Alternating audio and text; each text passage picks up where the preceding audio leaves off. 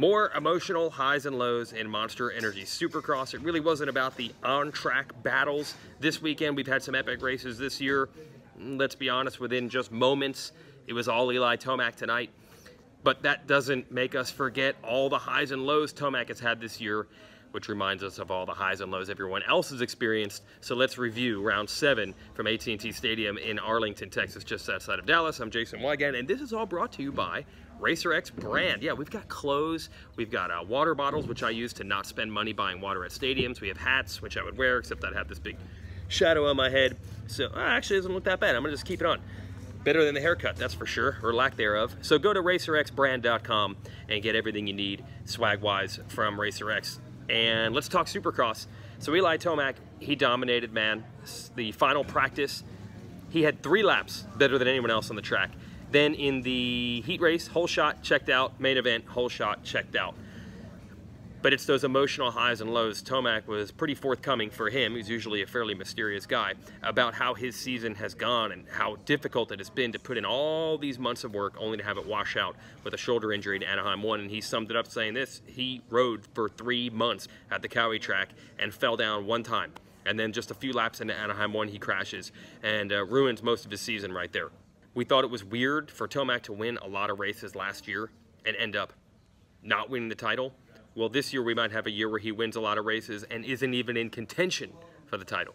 Now behind him, Jason Anderson started 2nd, and we thought, oh, maybe there'll be a battle between those two, but Anderson fell down. Luckily, he was okay, because he is one of the few riders left that has not had an injury to deal with at some point this season, including the man who was 2nd in points coming in, Justin Barcia. Barcia got the whole shot in his heat race. He jumped into the face of a triple a little too far. He couldn't triple it. He doubled. Tyler Bowers, who'd probably be about the last rider you want to land on you, just clipped his arm a little bit. And now we hear Barcia's going to have to get surgery on Monday. So his championship hopes, he was 2nd in points, are now done. A dream season for him has now turned into a nightmare. Same thing with Ken Roczen. Same thing with Tomac and Marvin Musquin. These emotional highs and lows. We talk about the mental game in this sport, but man, it is something different this year. And then when Anderson fell while running 2nd in the main event, it just showed again how risky this could be. I propose this: if Anderson had gotten hurt, let's just start the whole series over and just say it didn't work out, and let's just do it over from the beginning. But Anderson was able to get up. He battled his way back through. He got through Weston Pike. He got through Cole Seeley. He ended up salvaging a 4th. Up ahead, Blake Baggett, who had his own highs and lows with a crash earlier in the week, salvaged a 3rd. 3 straight podiums for him.